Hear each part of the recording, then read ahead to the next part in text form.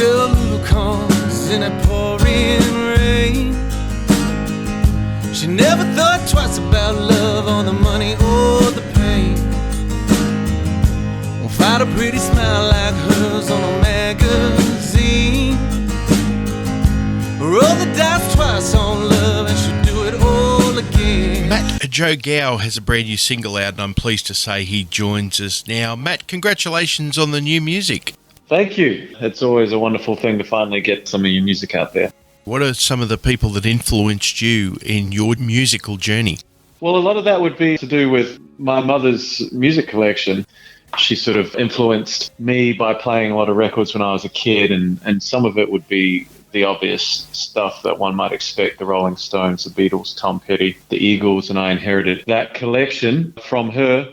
From there, I guess, in the sort of early 2000s, that alternative country movement that happened at that point with Ryan Adams and Wilco, and even sort of southern rock bands of the 90s like the Black Crowes. I realized that a lot of those bands were influenced by the bands that I had listened to of my mother's when I was like a little kid. And that kind of gave me the inspiration to play that music. When did you know you had a gift as a singer-songwriter? I think I thought I had a gift when I was 13, but I think that was maybe just a big ego on a young kid.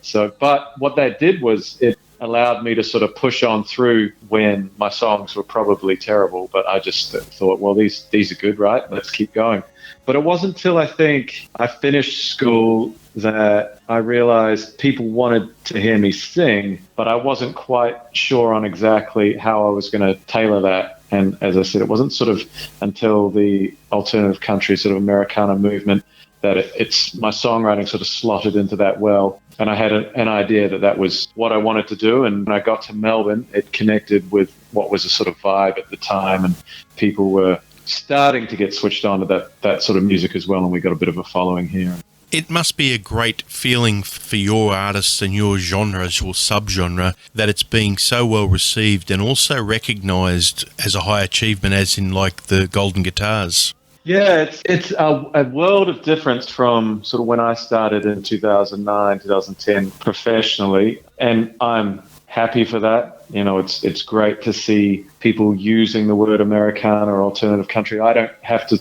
My interviews are less educational. I think in the early days, people were sort of more asking what that was or what that entailed.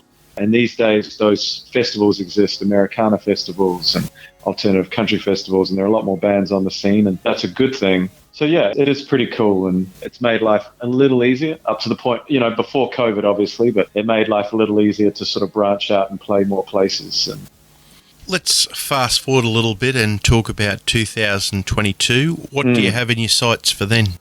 Well, yeah, a lot depends on the world and where the world's at, but hopefully I'll be releasing the new album, which is my fourth album, and Go Ahead Celebrate is the lead single for that. So the idea was, and still is, to get out, play shows, release these singles, try to reconnect with the public and reconnect with my fan base wherever it lies, and try and just take the music out there to the people, really. That's sort of the main thing. It comes back to the bread and butter of what built our band and my project in the start, which was just playing. So when that was taken away from you, you really realize how disconnected you can feel even with social media. I was lucky. I spent a lot of 2020 touring New Zealand. I went back there and toured. I'm from there originally, so I was lucky to play a lot of shows, but then the bubble opened, came here, and unfortunately got locked down after a few really good shows. So hopefully things open up, and like you said, we can get out there, play in front of people, and everyone can sort of try and put this behind us and try reconnect.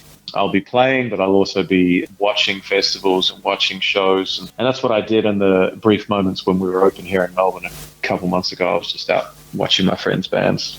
If the listener wants to follow your journey, what's the best way for them to keep in touch with Matt Joe Gow? Well, there's my website, which is www.mattjoegowmusic.com, and then there's all the links on that to my Spotify, my Facebook, my Instagram.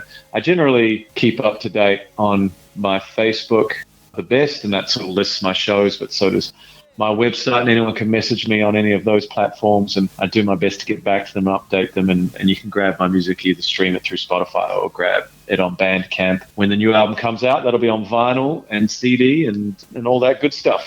Folks, Matt Joe Gow's his name, and we're going to play the single now. This is Go Ahead Celebrate. She wanted it for silence stretched on all the